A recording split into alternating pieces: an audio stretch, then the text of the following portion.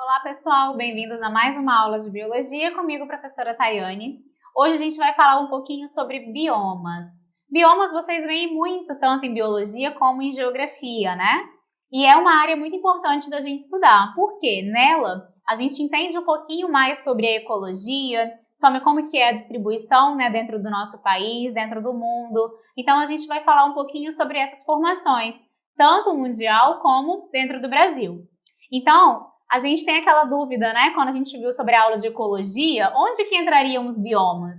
Porque a gente vê espécie é indivíduo que apresenta características morfológicas, né, capazes de cruzar, de gerar descendentes férteis. Então, o único indivíduo faz parte de uma espécie. Conjunto de indivíduos de uma mesma espécie, no mesmo local, no mesmo período de tempo, a gente chamou isso de população. Populações diferentes no mesmo local, no mesmo período, a gente chamou isso de comunidade. Quando eu pego a comunidade e adiciono a ela fatores abióticos, ou seja, fatores que não têm vida, como água, temperatura, solo, a gente está tratando então de um ecossistema, que é a unidade de estudo da ecologia, porque a gente vai relacionar aí tanto os seres vivos como o meio no qual eles vivem. E o conjunto dos ecossistemas forma o que a gente conhece como biosfera. Da onde que entram, então, os biomas, né? Os biomas, na verdade, eles são grandes áreas formadas por um conjunto de ecossistemas, porém que eles vão apresentar características que são semelhantes. Então, eles podem estar em distribuições diferentes, podem ocupar locais diferentes, porém a gente vai reconhecê-lo a partir da vegetação, do clima, do relevo. Então, esses fatores eles vão caracterizar determinados biomas e isso vai também influenciar diretamente nas espécies que habitam esses biomas. Então, para a gente entender isso, eu preciso entender quais são os fatores aí abióticos que vão influenciar dentro dessa distribuição de seres vivos nos biomas, como, por exemplo, o tipo de solo, o clima, a quantidade de chuva, umidade, temperatura média. Uma coisa já adianto para vocês, disponibilidade de água é um fator crucial para desenvolvimento de espécies. Então, quanto maior a disponibilidade de água, maior biodiversidade naquele local. Quanto maior a incidência solar, maior a evaporação. Então, consequentemente, também vai chover mais. Por isso que os biomas que vão apresentar maiores biodiversidades, né, os países que são característicos por isso, como o Brasil, são aqueles que estão próximos da linha do Equador. À medida que eles vão se distanciando para os polos, a gente vai tendo uma perda dessa biodiversidade. Por quê? Vão precisar ter adaptações específicas para conseguirem sobreviver no frio, né? Em condições onde não tem água abundante, onde não tem incidência solar, então eles vão ter que produzir o próprio calor. Então, alguns fatores vão acabar influenciando nisso. E a gente vai conversar sobre isso no decorrer da aula de hoje. Então vamos lá, os principais biomas mundiais que a gente vai conversar nessa aula são a tundra, taiga, as florestas temperadas, também chamadas de florestas de coníferas, as florestas tropicais, os campos e os desertos. Vamos dar um destaque aí para a tundra, que é um bioma que está lá em cima, próximos do polo. A gente vê ele de roxinho, então a gente já desconfia que aí a temperatura ela é bem baixa. A taiga, ela está logo abaixo da tundra. Então, ela tem temperaturas baixas, mas não tão baixas como a da tundra. Então, a gente vai ver como que essa disposição aí dos biomas vai influenciar nos seres vivos que os habitam. Começando pela tundra. Como eu disse para vocês, está próxima do polo, né? Então, temperaturas frequentemente abaixo de zero. Então, a gente não tem aí aquelas temperaturas altas, a gente não vai ver espécies características de climas quentes. Aí a gente tem somente espécies adaptadas para climas muito frios, né? Temperaturas abaixo de zero. Então pensem comigo, o solo influencia na vegetação, porque para eu ter árvores de grande porte, eu preciso de raízes grandes. Para ter raiz grande, eu preciso de um solo com várias camadas para ela conseguir se fixar. Nesse caso, a gente não vai apresentar, porque o solo ele fica congelado. Então, a vegetação predominante nesses lugares vão ser vegetações rasteiras, que são aquelas que vão se desenvolver sobre o solo, que não vão alcançar grande porte. E a fauna que vai estar ocupando esse local, ou seja, os animais que vão viver aí, são aqueles adaptados ao frio congelante. Então, ele vai ser encontrado, né, nas áreas mais frias do planeta, na região dos polos Ártico e Antártico, nas porções norte da Europa, da Rússia, da América do Norte. E como lá eles apresentam baixa incidência solar, a gente viu aí que é quase zero, né? O clima ele é bem seco, porém apresenta muitos ventos e poucas chuvas. Se quase não tem taxa de evaporação, a gente também não vai ter muitas chuvas, né? A vegetação, ela é formada por plantas rasteiras, como eu disse para vocês, e de pequeno porte, como arbustos. O que a gente chama de arbustos? São árvores pequenas, né? São plantas pequenas, normalmente que apresentam caule flexível, verdinho, não se desenvolvem em troncos. Então, a gente vai ter aí gramíneas, musgos, presença de líquens. Os líquens, eles são bem comuns porque, como eles são associações entre fungos e algas, eles não precisam muito do meio. Eles, por si só, se mantêm. É uma relação mutualística, né? Que favorece, então, o desenvolvimento desse tipo de organismos aí. Lá, o que acontece? Tem uma camada de solo que ela fica permanentemente congelada, que é o que a gente chama de permafrost. Em cima dessa camada, como fica congelada, impede que as raízes conseguem penetrar mais profundamente. Então, isso restringe o crescimento das plantas. Como eu disse para vocês, para ter uma planta de grande porte, a gente precisa de raízes mais profundas. Então, o que acontece? Sobre essa camada de gelo, a gente vai apresentar aí, durante o verão, um descongelamento. Então, isso vai permitir que a vegetação consiga se desenvolver por um tempo. Porém, quando chega o inverno, o solo volta a congelar e o número de plantas diminui novamente. Tanto que a gente sabe que a fauna, né, os organismos adaptados para o inverno lá, eles têm estratégias para conseguirem sobreviver nesse frio congelante, até porque a disponibilidade de alimentos diminui. Aí a camada, para vocês verem como que ela é. E a fauna. Espécies animais típicas desse bioma são aves e mamíferos. Por que isso? Quando a gente aprendeu sobre os animais, sobre os vertebrados, eu comentei com vocês que existem animais ectotérmicos e endotérmicos. Os ectotérmicos, que são chamados, né, popularmente animais de sangue frio, eles não conseguem produzir o próprio calor. Então, eles precisam retirar esse calor do ambiente. Se nesse caso aí o clima é extremamente frio, como que eles vão ativar o metabolismo deles? Isso é impossível. Por isso que a gente não vai ver sapo, não vamos ver cobra, a gente não vai ver réptil nem anfíbio nessa região. Predominantemente, a gente vai ter aves e mamíferos, que são animais que produzem o próprio calor, como, por exemplo, a coruja das neves, mamíferos como o caribu, a lebre ártica, a raposa polar, o urso branco, o lobo ártico, que são animais brancos. Por quê? Para eles se camuflarem nessa neve, né? Até porque, como eles não têm construção, não têm grande vegetação, eles precisam se camuflar, porque senão eles ficariam muito visíveis para possíveis predadores. A taiga, ela já é um bioma formado por uma floresta de coníferas, né? Como os pinheiros. Por isso, ela também é conhecida como floresta boreal de coníferas.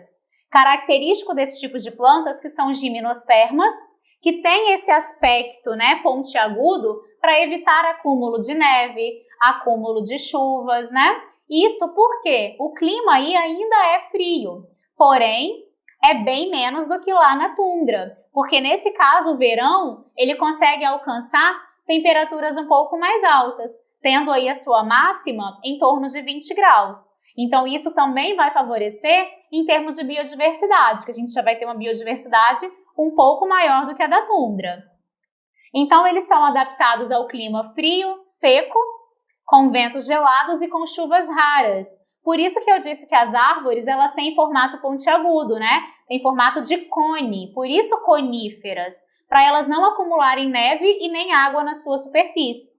Essas árvores, os pinheiros, eles são muito ameaçados desse bioma. Por quê? A madeira deles é muito explorada pelo ser humano para diversas atividades. Quando a gente vê determinados países que as casas são de madeira, né, até para ser um isolante térmico, eles acabam então utilizando muito essas árvores para essas construções.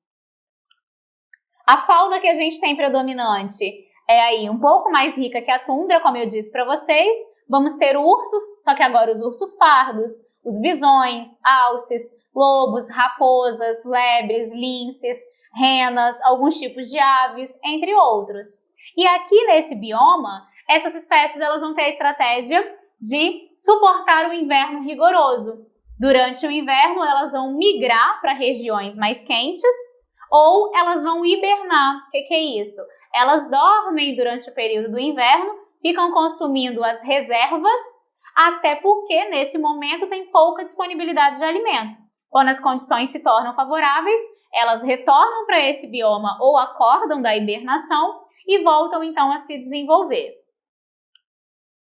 A floresta temperada, ela já se encontra em regiões dos Estados Unidos, da América do Sul, Europa, Ásia, Austrália, que tem o clima temperado, por isso que ela tem esse nome. Uma característica desse tipo de bioma é eles apresentarem as 4 estações do ano bem definidas. Como que seria isso? Aqui no Brasil, galera, a gente tem verão o ano inteiro, né? Então a gente sabe que eu não consigo diferenciar muito bem primavera, outono, não tem algo muito característico. Agora, nesse bioma tem. Eles têm um verão quente e úmido, ou seja, temperaturas mais altas, então chove mais. O inverno é frio e pode ocorrer neve. A primavera é bem chuvosa e o outono já é característico de apresentar temperaturas mais amenas. E nesse bioma, as folhas realmente caem durante o outono para suportar o inverno rigoroso. Então, eles conseguem exatamente determinar qual é o período que se encontra. Tanto que na época das plantações, lá nos Estados Unidos, isso é muito comum, eles esperam, né, o momento do outono, porque como as folhas caem, aumenta muito a camada fértil do solo, por causa da alta taxa de decomposição. Então, a maioria perde as folhas ao final do outono, antes do inverno, como uma estratégia aí para conseguir passar por esse inverno rigoroso. Se elas não vão fazer fotossíntese, porque não vai ter muita incidência solar, não faz sentido elas terem as folhas, né? Para elas podem perder por esse tempo. Elas não vão conseguir absorver a água do solo, porque o solo vai estar congelado. Então, nesse período, o que elas fazem? Perdem as folhas e reduzem a atividade metabólica delas. A gente fala que essas florestas, elas são decíduas ou caducifólias. Esse termo eu quero que vocês saibam, porque o Enem ele sempre coloca alguma formação vegetal com essas características. Então, decídua ou caducifólias são aquelas que perdem as suas folhas em determinado momento. Por exemplo, no outono para suportar o inverno rigoroso. Aí temos bordôs, carvalhos, castanheiros, plantas rasteiras. E essas folhas, quando caem, elas enriquecem o solo e tornam ele mais fértil. É por isso que quando a gente vê as florestas temperadas, a gente vê elas com aquela coloração tão bonita, né? Aquela coloração mais escura. É devido a essa alta taxa de decomposição. Temos insetos, vertebrados, anfíbios, répteis, mamíferos, ratos, morcegos. Então a gente vai começar a ter aí uma diversidade muito maior. Isso porque já consegue se alcançar temperaturas mais altas, tem uma disponibilidade de água maior, porque tem um volume de chuvas um pouco maior que os outros dois, favorecendo assim o desenvolvimento dessas espécies. Floresta tropical, esse já é mais conhecido pra gente, né? Ele vai ocupar aí biomas da região equatorial, o clima é quente e úmido, chuvas são frequentes e volumosas, aqui no Brasil a gente conhece bem isso, e ao contrário do que muitas pessoas pensam, o solo ele é pobre em nutrientes, tá? Já que a matéria orgânica que chega até ele, ela se decompõe rapidamente por causa da alta umidade, chove muito, então eles acabam levando esses nutrientes do solo, as temperaturas são elevadas, então acabam liberando esses minerais, né, que são brevemente absorvidos pela vegetação. Então, por esse motivo, eles têm uma fina camada de humus, que é o que mantém essas florestas. Humus é quando a gente fala de um solo fértil, né? Produto dessa decomposição. Então, as florestas, elas têm uma grande riqueza de espécies e é o bioma que apresenta maior biodiversidade. A flora tem plantas folhas largas e grandes, que a gente chama de latifoliadas, e geralmente não caem em nenhuma época do ano. Então, ao contrário do que a gente viu lá na floresta temperada, que elas eram caducifólias ou decíduas, Aqui a gente vai ter folhas perenes, que não caem em nenhuma época do ano. São característicos de árvores de grande porte e por esse motivo as suas altas árvores com copas muito densas, a luz não passa. 95% da luz fica retida nessas copas. Então por isso que não se desenvolvem plantas rasteiras, porque a luz não chega até lá embaixo. Por isso que tem o predomínio de epífitas. Epífitas são plantas igual orquídea, bromélia, que elas se desenvolvem no tronco de outras árvores para ficarem mais próximas da luz solar. Elas não são parasitas, tá? Elas só ficam alojadas ali para conseguir ficar mais perto da luz. A fauna. Devido à altura das árvores, lá é muito rico em animais que utilizam disso para escalar. Então tem muitos macacos, né? Tem muitos insetos, aves, lagartos, cobras, felinos. A gente vai encontrar todas as classes de animais aí, tanto invertebrados como vertebrados. Os campos são biomas que ficam entre as regiões tropicais e as temperadas. Então eles têm uma quantidade média aí de chuva, né? Por esse motivo são característicos de vegetação rasteira e arbustiva. Nas regiões aí eles vão variar. Nas tropicais, eles vão apresentar características de florestas tropicais. Nas regiões temperadas, eles vão apresentar características de regiões temperadas, porque eles estão exatamente nesse meio termo aí, nessa transição entre esses dois biomas. A vegetação está direcionada, né, está relacionada diretamente com a fauna de cada local. Então, nas savanas africanas, tem leões, antílopes, girafas, zebras, gnus, rinocerontes, guepardos. Agora, nas pradarias norte-americanas, tem raposas, coiotes, roedores. Então, vai depender do bioma no qual ele está associado e o tipo de vegetação que ele vai apresentar. E os desertos são biomas de clima seco, né, que estão presentes aí em várias regiões do mundo. Quase não chove, as chuvas são muito raras e o solo não acumula água. Por não acumular água, obviamente, durante o dia a temperatura é muito alta, porém, durante a noite a temperatura é muito baixa, podendo chegar a menos 30 graus. Isso porque o calor se dissipa com facilidade, já que não tem umidade nem no ar e nem no solo.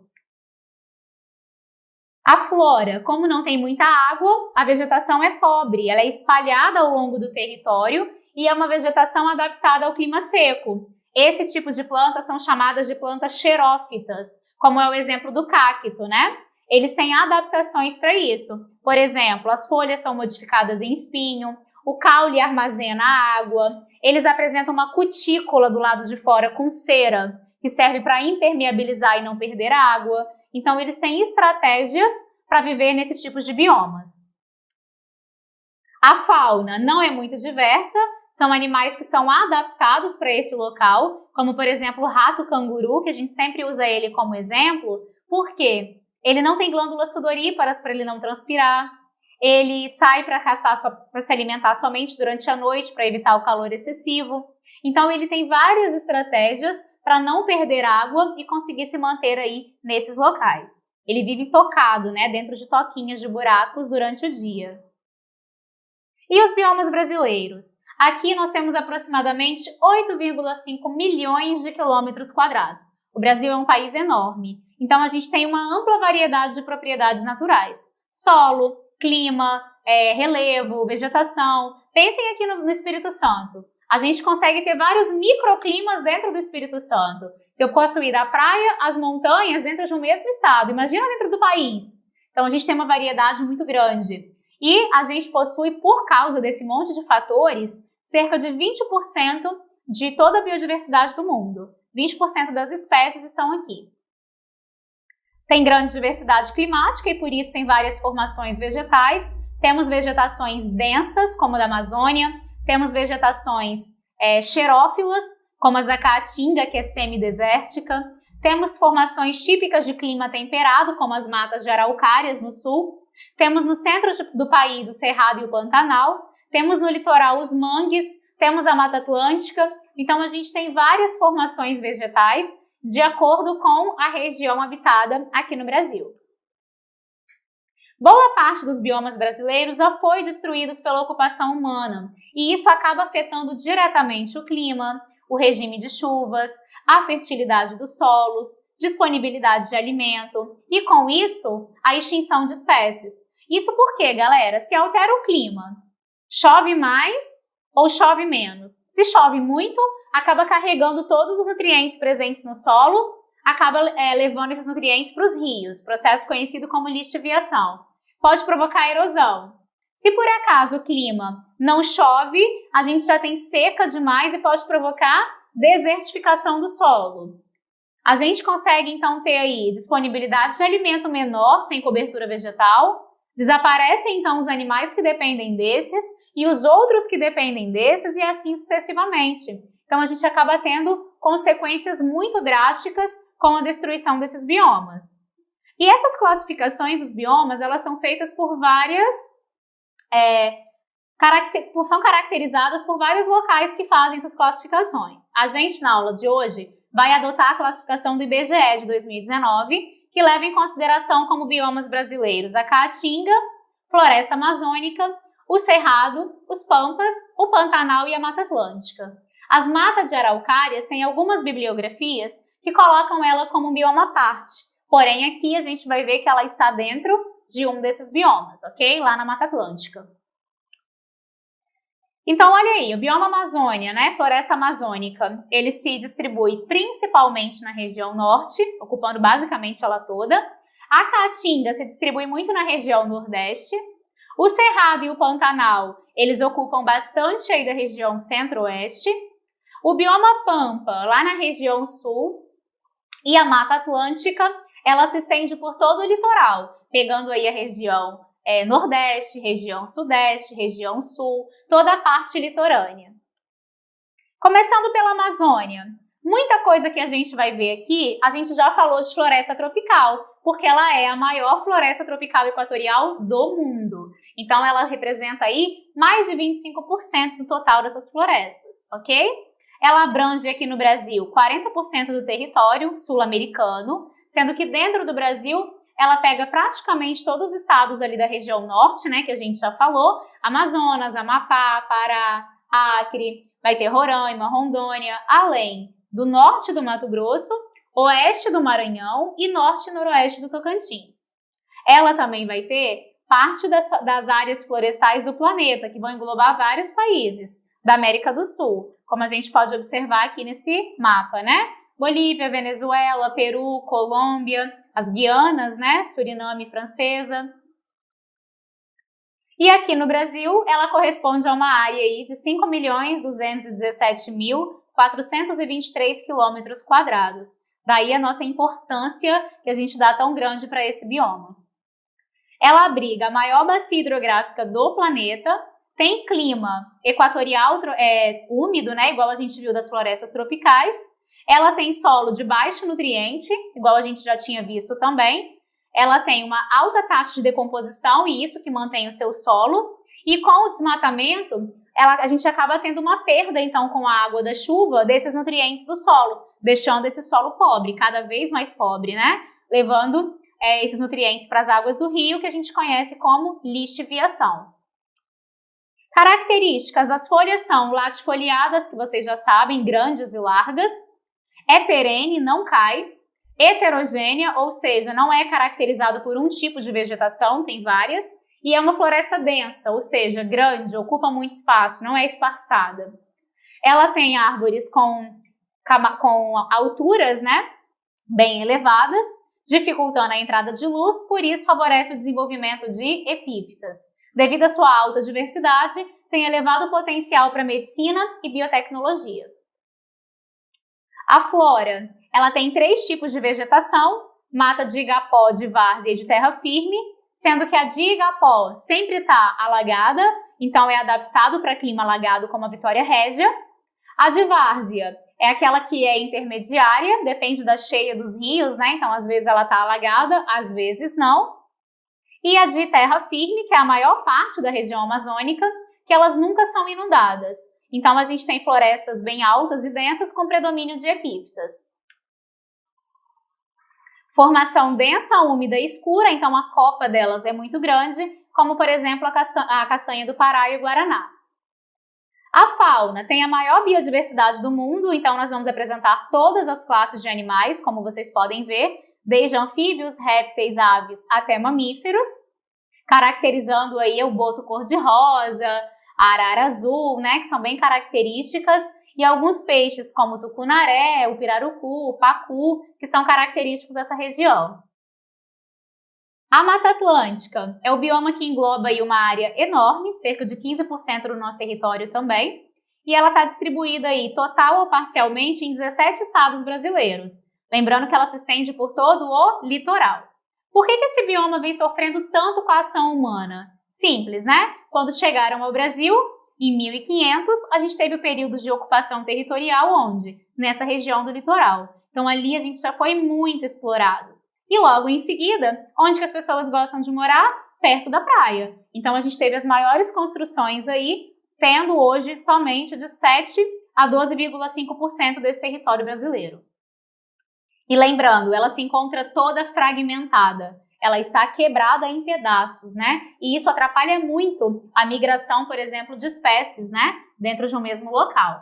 O clima, ela também é uma floresta tropical, então é tropical úmido, né? Geralmente com muitas chuvas e temperaturas altas. E a gente tem 7 das 9 bacias hidrográficas mais extensas do Brasil. Por isso que a gente tem um índice de evaporação muito alto e por isso também a gente acaba tendo o volume de chuvas elevado. Os solos são úmidos, porque as plantas desse bioma, elas são chamadas de higrófilas. Elas precisam de solo úmido, porém são pobres em nutrientes, assim como a gente viu, característico de floresta tropical. A formação é latifoliada, perene, heterogênea e densa, que vocês já aprenderam. Higrófila, falei agora, né? Elas se desenvolvem apenas em locais úmidos. Elas têm folhas bem delgadas e moles, né? São folhas mais flexíveis. Nelas, a gente tem uma flora com cerca de 20 mil espécies, então é bem diversificada, e árvores com médio e grande porte, como, por exemplo, aí o jequitibá e o ipê, que são bem característicos, né, desse bioma. Algumas das espécies para a gente conferir a diversidade.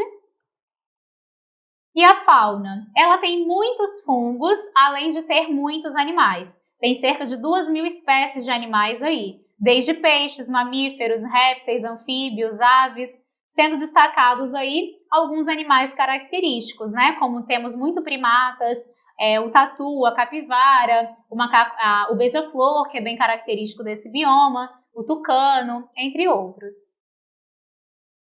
Aproximadamente 70% da população brasileira vive em áreas como a Mata Atlântica. Vocês sabem que ali na região do Nordeste, Sudeste e Sul é bem povoada, principalmente próximo ao litoral.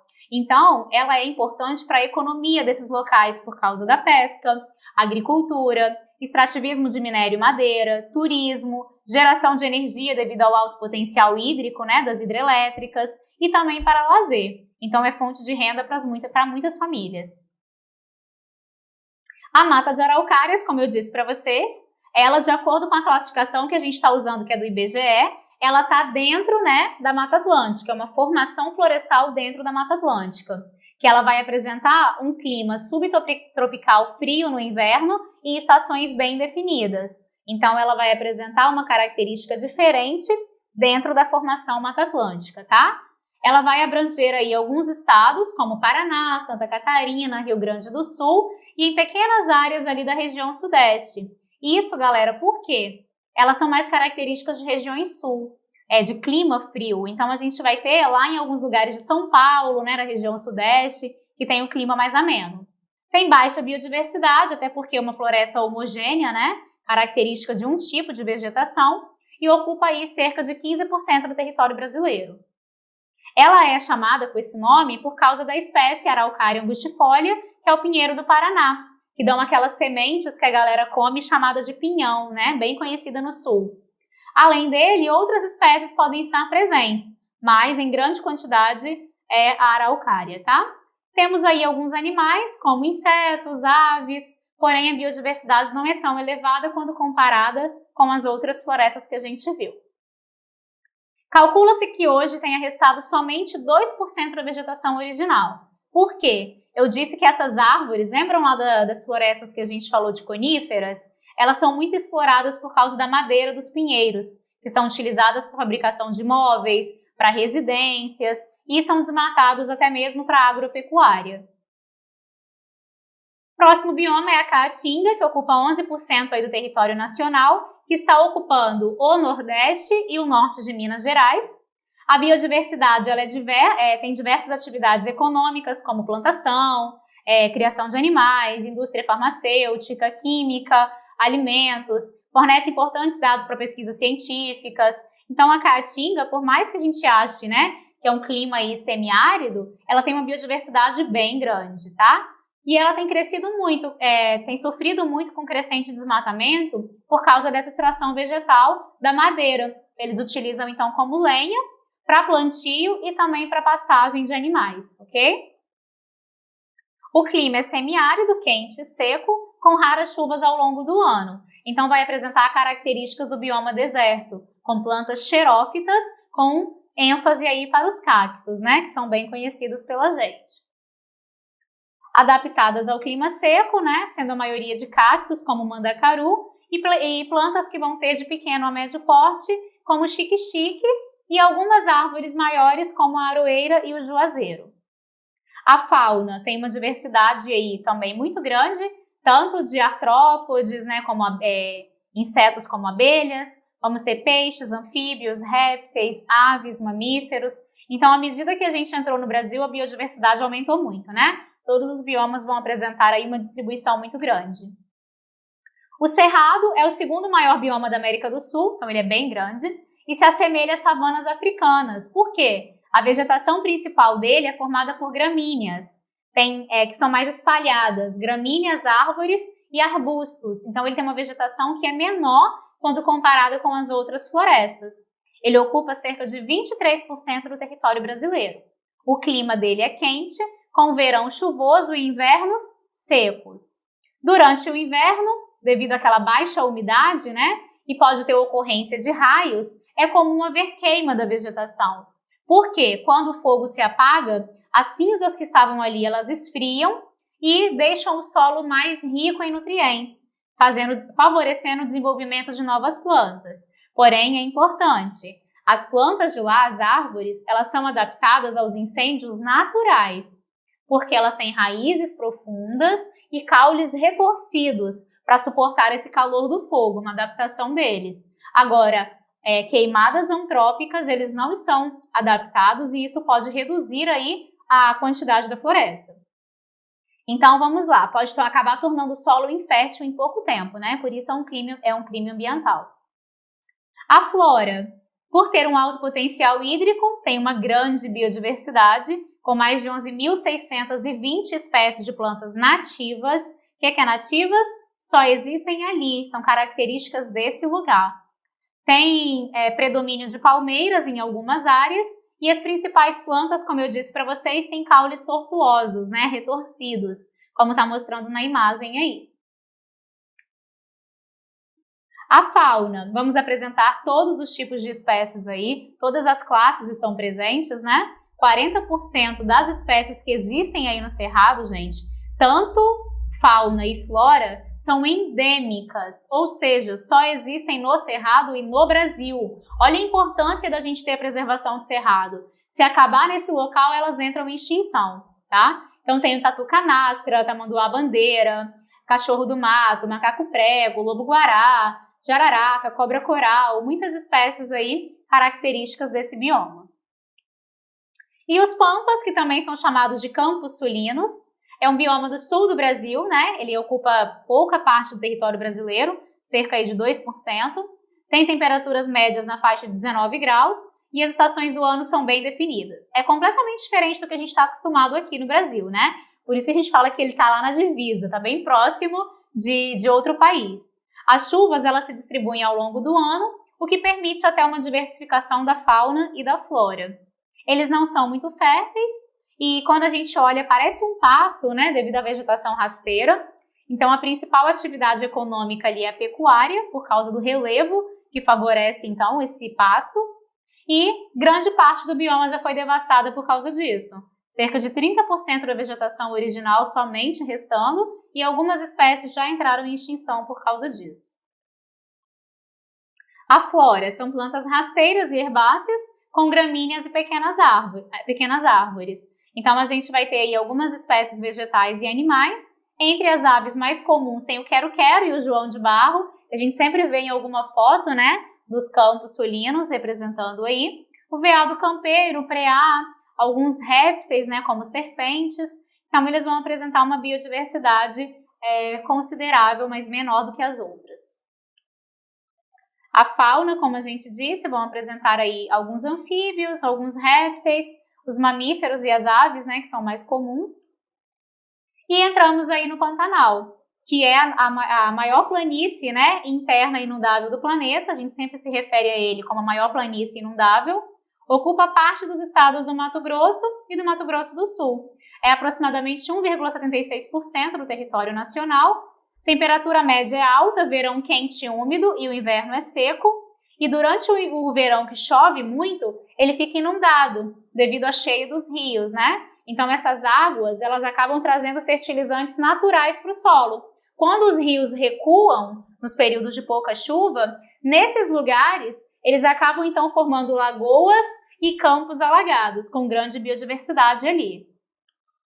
A flora tem quase 2.000 espécies de plantas, né, que já foram identificadas.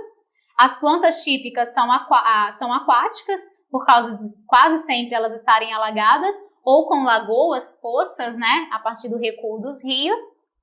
E a fauna tem aí uma fauna riquíssima, né? 152 espécies de mamíferos, muitos peixes, répteis, anfíbios, aves.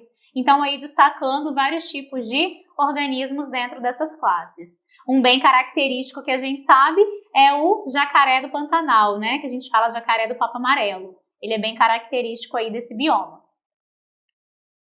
Durante muitos anos ele tem sido impactado pelo grande crescimento humano, principalmente pela atividade agropecuária e a exploração de minérios, a caça, a pesca ilegal, também tem afetado muito a biodiversidade e muitas comunidades tradicionais que vivem nesses biomas, como por exemplo as indígenas, né, quilombolas, eles acabam contribuindo para a conservação local, lutando mesmo para defender esse bioma, já que eles dependem diretamente, né, dele para a sobrevivência. Sistema costeiro marinho, eles não são considerados biomas, mas é importante a gente entender que na costa brasileira, a gente tem uma costa muito extensa que apresenta paisagens litorâneas e marinhas características. Eu queria dar um foco para a Restinga, que acontece no litoral brasileiro com solo bem arenoso. Quando a gente vai à praia, a gente identifica essas plantas, né? Que inclusive a gente faz uma grande campanha de proteção a elas.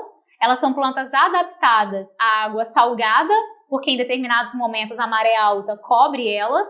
Então elas têm estruturas para liberar a quantidade de sal em excesso.